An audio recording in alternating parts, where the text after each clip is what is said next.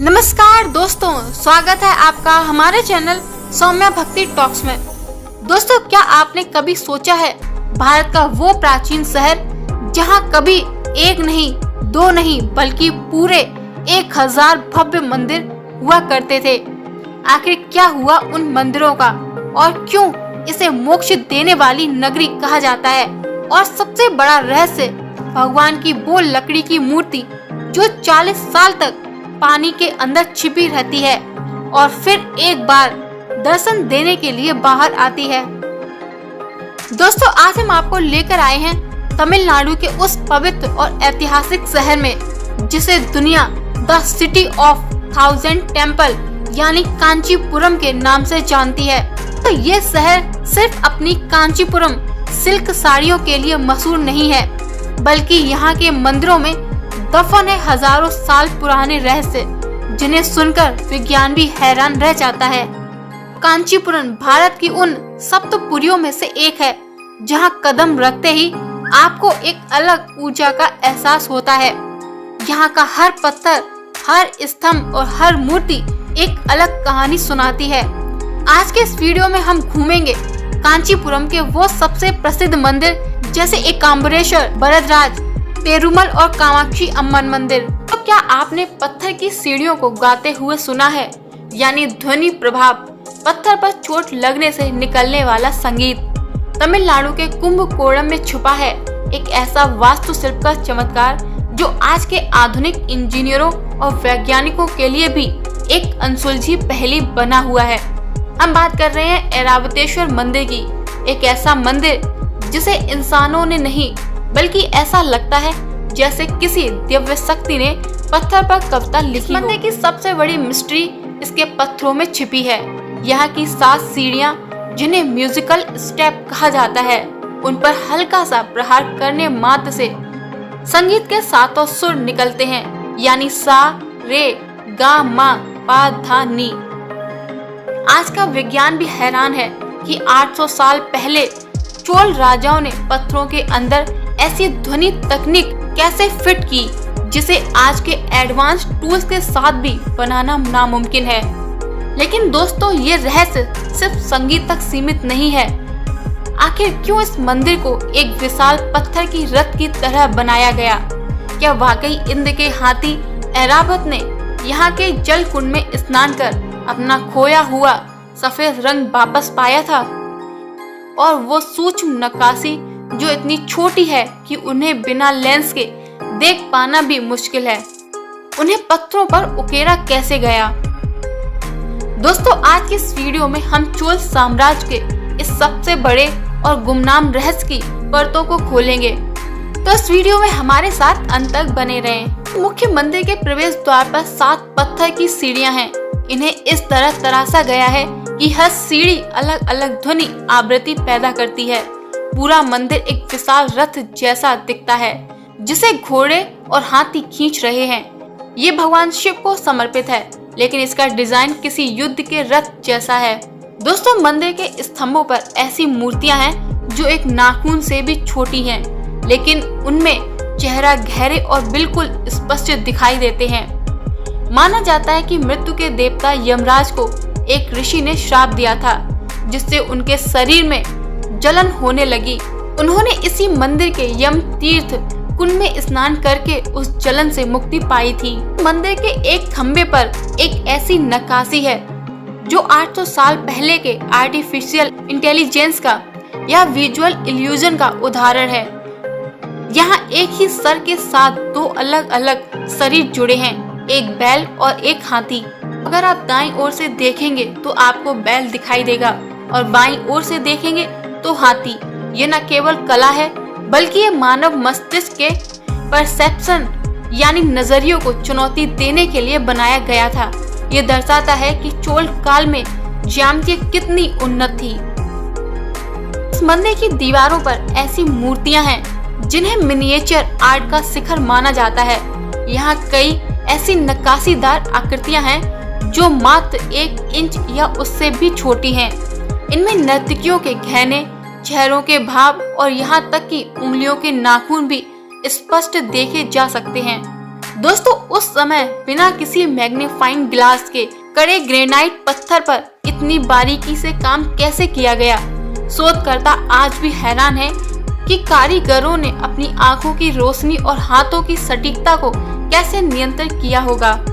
ये मंदिर एक विशाल रथ के आकार में बना है जिसे हाथी और घोड़े खींच रहे हैं। मंदिर का जो हिस्सा रथ की तरह दिखता है उसके पहियों की नक्काशी इतनी सटीक है कि उसमें समय और खगोल विज्ञान के संकेत छिपे हैं। ये पहिए सिर्फ सजावट नहीं है, कुछ सिद्धांतों के अनुसार ये सौर मंडल की स्थितियों और साल के चक्र को दर्शाते हैं। तो कांचीपुरम के मंदिरों का इतिहास बहुत ही गौरवशाली है।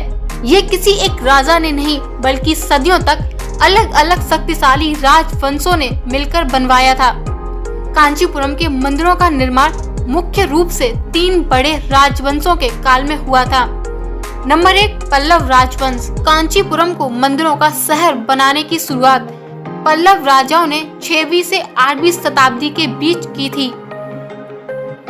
जैसे कैलाशनाथ मंदिर, इसे पल्लव राजा नरसिंह वर्मन द्वितीय यानी राजसिम्हा ने 8वीं शताब्दी में बनवाया था। ये शहर का सबसे पुराना और द्रविड़ वास्तुकला का बेहतरीन नमूना है। नंबर 2 बैकुंठ पेरुमल मंदिर। इसका निर्माण नंदी वर्मन द्वितीय ने करवाया था। नंबर 2 चोल राजवंश। चोल राजवंश 9वीं शताब्दी के बाद जब चोल राजाओं का शासन आया तो उन्होंने इन मंदिरों का विस्तार किया और नए मंदिरों का निर्माण करवाया। चोल राजाओं ने मंदिरों की दीवारों पर बारीक नक्काशी और गोपुरम यानी ऊंचे शिखरों पर जोर दिया। नंबर 3 विजयनगर साम्राज्य। गगनचुंबी शिखर। 14वीं से 16वीं शताब्दी के दौरान विजयनगर के राजाओं ने कांचीपुरम के मंदिरों को आधुनिक और भव्य रूप दिया। एकाम्बरेश्वर मंदिर का गोपुरम। इस मंदिर का जो 192 फीट ऊंचा विशाल दरवाजा यानी गोपुरम आज हम देखते हैं, उसे विजयनगर के सबसे महान राजा कृष्ण देव राय ने 1509 में बनवाया था। एकाम्बरेश्वर मंदिर, यह मंदिर मूल रूप से पल्लवों द्वारा बनाया गया था, लेकिन बाद में चोल और विजयनगर के राजाओं ने इसे इतना विशाल बना दिया कि आज ये 25 एकड़ में फैला हुआ है। कामाक्षी अम्मन मंदिर। माना जाता है कि इसे भी पल्लव राजाओं ने बनवाया था, लेकिन समय समय पर इसके पुनर्निर्माण में कई राजाओं का हाथ रहा। नंबर 2 बलदराज पेरुमल मंदिर। इसे चोल राजाओं ने 1053 में बनवाया था और बाद में विजयनगर के शासकों ने इसका विस्तार किया। तो दोस्तों, क्या आप जानते हैं कि कांचीपुरम की ये विशाल इमारतें किसी एक इंसान की कल्पना नहीं है। इसे पल्लव राजाओं ने अपने हाथों से तराशना शुरू किया। चोल राजाओं ने इसमें जान फूंकी और अंत में विजयनगर के राजा कृष्ण देव राय ने इसे वो भव्यता दी जिसे देखकर आज पूरी दुनिया दंग रह जाती है। दोस्तों, 1000 साल से भी ज्यादा समय तक इन राजाओं ने अपनी पूरी संपत्ति और कला इन मंदिरों के चरणों में समर्पित कर दी। कांचीपुरम के इन भव्य मंदिरों को बनाने के पीछे सिर्फ ईंट पत्थर का निर्माण नहीं बल्कि 3 गहरे आध्यात्मिक और राजनीतिक कारण थे। नंबर 1 पृथ्वी तत्व की भूमि कारण। कांचीपुरम के सबसे बड़े मंदिर एकाम्बरेश्वर मंदिर बनाने की मुख्य वजह भगवान शिव की पूजा करना था। मान्यता है कि माता पार्वती ने इस स्थान पर एक आम के पेड़ के नीचे मिट्टी से शिवलिंग बनाकर तपस्या की थी। जब नदी में बाढ़ आई तो उन्होंने शिवलिंग को गले लगा लिया जिससे वो बह न जाए। माता की इसी भक्ति को अमर बनाने के लिए पल्लव राजाओं ने यहाँ विशाल मंदिर बनवाया। इसे पंचभूत स्थल यानी प्रकृति के 5 तत्व में से एक माना गया, जिससे मनुष्य प्रकृति और ईश्वर के जुड़ाव को समझ सके।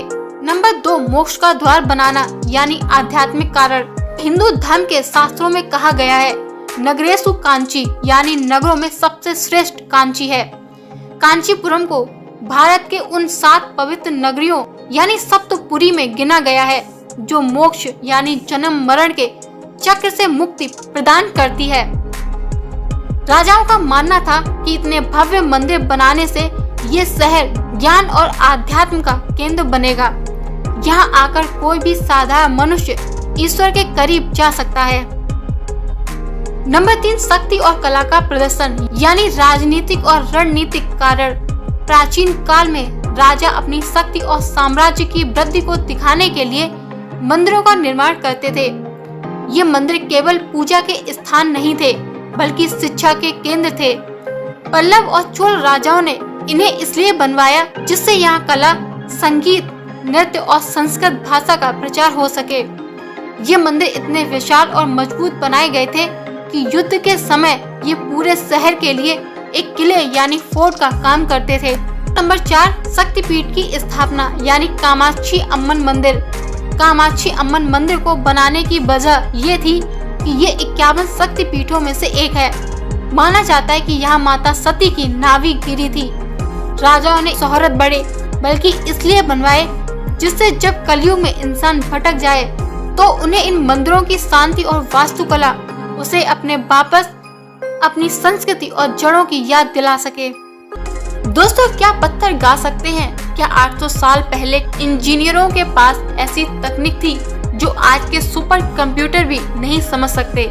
तमिलनाडु के कुंभकोणम में खड़ा ये ऐरावतेश्वर मंदिर सिर्फ ईंट और पत्थर की इमारत नहीं है, ये प्राचीन भारत की एक म्यूजिकल मिस्ट्री है। आज हम इसी मंदिर के 5 गुप्त रहस्यों को डिकोड करेंगे। सबसे बड़ा चमत्कार मंदिर के प्रवेश द्वार पर यहाँ पत्थर की 7 सीढ़ियाँ हैं।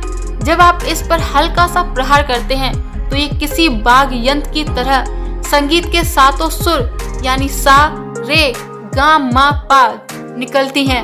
वैज्ञानिक के लिए पहेली ये है कि ग्रेनाइट जैसे सख्त पत्थर के अंदर से कैसे तराशा गया कि उसकी रेजोनेंस फ्रीक्वेंसी बिल्कुल सटीक संगीत पैदा करती है। क्या ये सिर्फ एक कला है या चोल राजाओं के पास ध्वनि विज्ञान की कोई गुप्त समझ? दोस्तों, अब यहाँ के खम्भे को देखिए। यहाँ एक सिर के साथ 2 शरीर जुड़े हैं। दाईं ओर से देखेंगे तो भगवान शिव का वाहन नंदी यानी बैल दिखेगा और बाईं ओर से देखेंगे तो इंद्र का हाथी यानी ऐरावत। 12वीं शताब्दी में बिना किसी 3D सॉफ्टवेयर के पत्थरों के साथ ऐसा विजुअल इल्यूजन पैदा करना ये साबित करता है कि हमारे पूर्वज ज्यामिति के उस्ताद थे। ये सिर्फ एक मूर्ति नहीं बल्कि नजरिए का खेल है। मंदिर की दीवारों पर हजारों मूर्तियां हैं, लेकिन सबसे बड़ा रहस्य वो है सूक्ष्म नक्काशी जो एक नाखून से भी छोटी है। इन छोटी आकृतियों में नर्तकियों के हाव भाव और उनके गहने तक साफ दिखते हैं। सवाल ये है कि उस जमाने में बिना किसी मैग्नीफाइंग ग्लास या सूक्ष्मदर्शी के पत्थर पर इतनी महीन नक्काशी कैसे मुमकिन थी? क्या उनके पास पत्थरों को मोम की तरह पिघलाने वाली कोई तकनीकी थी? पौराणिक कथा है कि मृत्यु के देवता यमराज को एक ऋषि ने श्राप दिया था जिससे उनके शरीर में जलन होने लगी। उन्होंने इसी मंदिर में यम तीर्थ कुंड में स्नान किया और ठीक हो गए। लेकिन यहाँ एक वैज्ञानिक तथ्य भी है। शोधकर्ताओं का मानना है कि इस कुंड में पानी विशेष जड़ी बूटियों और पत्थरों के कारण औषधि गुण है। ये प्राचीन काल का एक ऐसा हीलिंग सेंटर था जहाँ लाइलाज बीमारियां ठीक हो जाती हैं। ये पूरा मंदिर एक विशाल पत्थर के रथ की तरह बनाया गया है। इसके पहियों में लगे आरे सिर्फ सजावट नहीं बल्कि जानकारों का मानना है कि ये पहिए एक तरह की सनडायल की तरह काम करते हैं जो समय और ग्रहों की चाल को दर्शाते हैं। चोल कारीगरों ने खगोल विज्ञान को वास्तुकला में इस कदर घोल दिया था कि पत्थर भी समय बताने लगे। दोस्तों, ऐरावतेश्वर मंदिर केवल श्रद्धा का केंद्र नहीं है बल्कि ये उस समय की उन्नत भारतीय टेक्नोलॉजी का सबूत है जिसे शायद आज हम भूल चुके हैं। क्या आपको लगता है ये मंदिर केवल छेनी और हथौड़े से बने थे या उनके पीछे कोई रहस्यमय शक्ति थी? कमेंट्स में अपनी राय जरूर बताएं। दोस्तों, इस मंदिर का निर्माण लगभग 1140 से 1173 ईस्वी के बीच हुआ था। ये मंदिर तमिलनाडु के दारासुरम यानी कुंभकोणम के पास स्थित है। ये मंदिर यूनेस्को की विश्व धरोहर की सूची में शामिल है और इसे महान जीवित चोल मंदिरों में से एक माना जाता है। अन्य 2 मंदिर तंजावुर का बृहदेश्वर मंदिर और गंगोईकोंडा का चोलमपुरम मंदिर। दोस्तों, ये मंदिर यूनेस्को के विश्व धरोहर सूची में शामिल है। इसे महान जीवित चोल मंदिरों में से एक माना जाता है। अन्य 2 मंदिर तंजावुर का बृहदेश्वर मंदिर और गंगाईकोंडा चोलपुरम मंदिर है। राजा राजराज चोल द्वितीय ने इसे अपने पूर्वजों द्वारा बनाए गए मंदिरों से थोड़ा छोटा लेकिन कला और बारीकी के मामले में कहीं अधिक समृद्ध बनवाया था। यही कारण है कि इसे चोल वास्तुकार का रत्न कहा जाता है। दोस्तों, आप बता सकते हैं कि यहाँ बाकी चोल मंदिर अपनी विशाल ऊंचाई के लिए जाने जाते हैं, वहीं ऐरावतेश्वर मंदिर अपनी अकल्पनीय नक्काशी और संगीत पैदा करने वाले पत्थरों के लिए प्रसिद्ध है। राजा ने इसे एक रथ के रूप में बनवाया था ताकि ये संदेश दिया जा सके कि भगवान शिव ब्रह्मांड की यात्रा पर निकले हैं। ऐरावतेश्वर मंदिर के निर्माण के पीछे धार्मिक, पौराणिक और राजनीतिक तीनों ही बड़े कारण थे। राजा राजराज चोल ने इसे केवल एक इमारत के रूप में नहीं बल्कि एक दिव्य संदेश के रूप में बनवाया था। दोस्तों, इस मंदिर का नाम ऐरावतेश्वर मंदिर इसलिए पड़ा क्योंकि ये ऐरावत यानी इंद्रदेव के हाथी को समर्पित है। पौराणिक कथा के अनुसार ऋषि दुर्वासा ने ऐरावत को श्राप दिया था, जिससे उसका सफेद रंग उतर गया और वो मटमैला हो गया। ऐरावत ने इसी स्थान पर भगवान शिव की घोर तपस्या की और यहाँ के पवित्र कुंड में स्नान किया, जिससे उसका खोया हुआ सफेद रंग और चमक वापस मिल गई। इसी घटना की याद में और भगवान शिव के प्रति आभार व्यक्त करने के लिए इस मंदिर का निर्माण हुआ। एक और गुप्त कारण ये माना जाता है कि ये स्थान मुक्ति और आरोग्य का केंद्र है। मृत्यु के देवता यमराज को एक ऋषि ने श्राप दिया था कि उनके पूरे शरीर में जलन होगी। यमराज ने कहीं शांति नहीं पाई।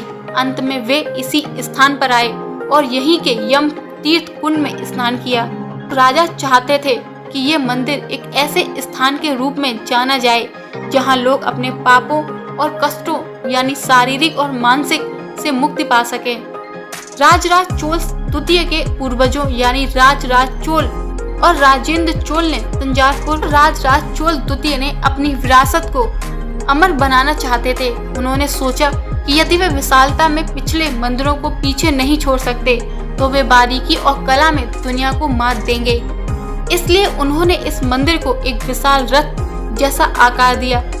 उन्होंने तय किया कि वे पत्थर का एक ऐसा रथ बनाएंगे जो ये संदेश दे कि भगवान शिव कैलाश छोड़कर भक्तों के पास धरती पर आ रहे हैं।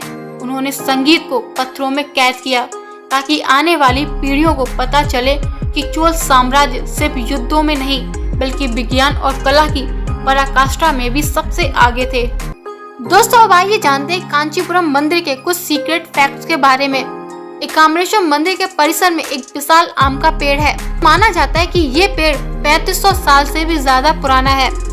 सबसे हैरान करने वाली बात यह है कि इस एक ही पेड़ की 4 अलग अलग शाखाओं से 4 अलग अलग स्वादों के आम निकलते हैं।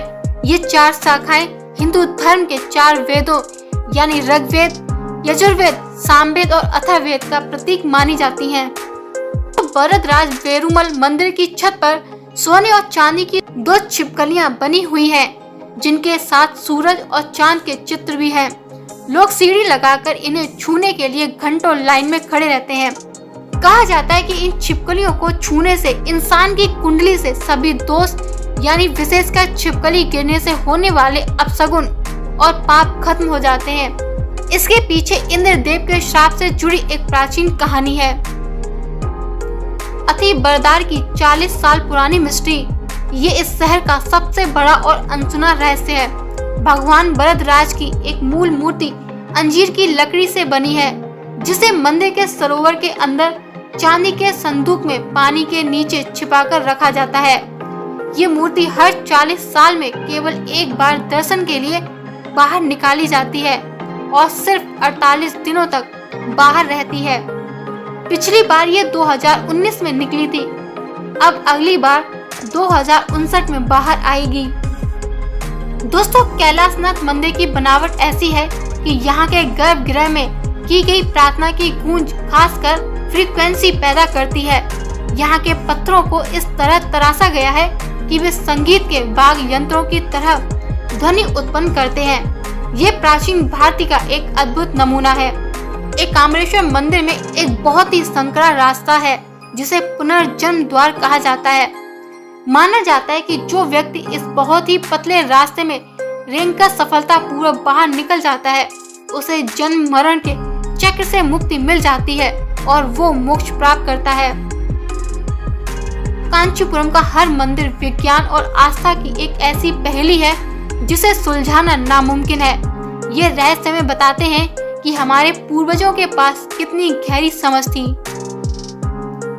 कांचीपुरम के मंदिरों की मान्यताएं इतनी गहरी हैं कि इन्हें दक्षिण का काशी कहा जाता है।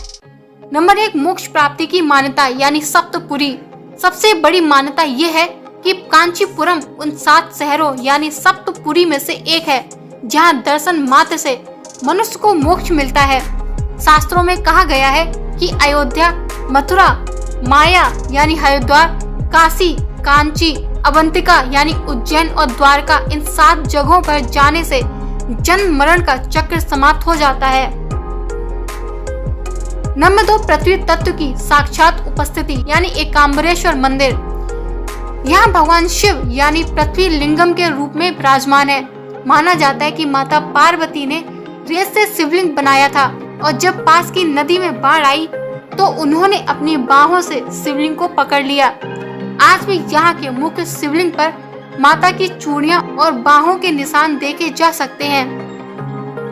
यहाँ पूजा करने से व्यक्ति का मानसिक तनाव दूर हो जाता है और उसे स्थिरता प्राप्त होती है।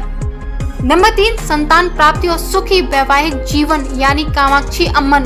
दोस्तों, कामाक्षी अम्मन मंदिर को शक्ति का केंद्र माना जाता है। मान्यता है कि यहाँ जो भी महिलाएं आकर माता के दर्शन करती हैं, उनकी सूनी गोद भर जाती है और वैवाहिक जीवन की सारी परेशानियां खत्म हो जाती हैं। तो यहाँ माता की मूर्ति पदासन मुद्रा में है जो शांति और समृद्धि का प्रतीक है। नंबर 4, कुंडली दोष और पाप मुक्ति यानी वरदराज पेरुमल। इस मंदिर में स्थित सोने और चांदी की छिपकलियों को छूने की विशेष मान्यता है। माना जाता है कि अगर किसी व्यक्ति की कुंडली में राहु केतु का दोष है या उसने जाने अनजाने में कोई जीव हत्या जैसे छिपकली मारना हुई है तो इन्हें छूने से वो दोष तुरंत खत्म हो जाता है। ये मंदिर भक्तों को वरदान देने के लिए मशहूर है, इसलिए इसका नाम वरदराज यानी वरदान देने वाला राजा कहा गया है। नंबर 4, विद्या और ज्ञान की प्राप्ति। दोस्तों, कांचीपुरम प्राचीन समय से घटिका यानी विश्वविद्यालय रहा है। मान्यता है कि यहाँ के मंदिरों के दर्शन करने से बुद्धि और ज्ञान में वृद्धि होती है। माता सरस्वती देवी ने भी यहाँ तपस्या की थी, इसीलिए छात्रों के लिए यहाँ के दर्शन बहुत फलदायी माने जाते हैं। नंबर 6, 3500 साल से भी पुराना आम के पेड़ की मान्यता। एकांबरेश्वर मंदिर के पुराने आम के पेड़ के नीचे बैठकर जो भी प्रेमी जोड़ा या भक्त सच्चे मन से प्रार्थना करता है, उसकी इच्छा जरूर पूरी होती है। इसके 4 अलग अलग स्वाद वाले फल 4 वेदों का आशीर्वाद माने जाते हैं। दोस्तों, कांचीपुरम के बारे में एक कहावत है, यहाँ की मिट्टी के कण कण में भगवान शिव और भगवान विष्णु का वास है। लोग कहते हैं कि जो काशी नहीं जा सकता वो कांची आ जाए, उसे वही पुण्य प्राप्त होगा। कांचीपुरम के मुख्य मंदिरों के अलावा इस ऐतिहासिक शहर और इसके आसपास ऐसी कई जगह हैं जहां आप मंदिर दर्शन के बाद घूम सकते हैं, जैसे कांची कुदिल विरासत का झरोखा। अगर आप देखना चाहते हैं कि सदियों पहले कांचीपुरम के लोगों का जीवन कैसा था तो यहाँ आप जरूर आएं। ये लगभग 100 साल से पुराना एक पुश्तैनी घर है जिसे अब एक म्यूजियम यानी संग्रहालय बना दिया गया है। यहाँ की प्राचीन वस्तुएं, पुरानी तस्वीरें और पारंपरिक आंगन आप देख सकते हैं। तो दोस्तों, ये थी हमारी यात्रा भारत के उस छिपे हुए रत्न की जहाँ पत्थर आज भी प्राचीन संगीत की भाषा बोलते हैं। ऐरावतेश्वर मंदिर हमें याद दिलाता है कि हमारे पूर्वज न केवल महान योद्धा थे बल्कि वे ध्वनि विज्ञान, खगोल विज्ञान और कला के ऐसे जादूगर थे जिनकी बराबरी आज की मॉडर्न टेक्नोलॉजी भी नहीं कर पा रही। इनके हाथी ऐरावत की मुक्ति हो या यमराज के कष्टों की मुक्ति, इस मंदिर का हर एक कोना एक नई कहानी कहता है। अगर आप भी कभी तमिलनाडु आए तो दारासुरम की इन गलियों में रुककर इन गाते हुए पत्थरों की धुन जरूर सुनिए। दोस्तों, आपको इस मंदिर का कौन सा रहस्य सबसे ज्यादा चौंकाने वाला लगा?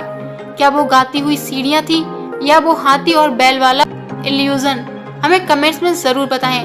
अगर आपको हमारे प्राचीन भारत का ये गौरवशाली इतिहास पसंद आया हो तो इस वीडियो को लाइक करें, शेयर करें और हमारे चैनल को सब्सक्राइब करना ना भूलें। मिलते हैं अगले वीडियो में एक नए रहस्य और एक नई कहानी के साथ। तब तक के लिए जय हिंद, हर हर महादेव।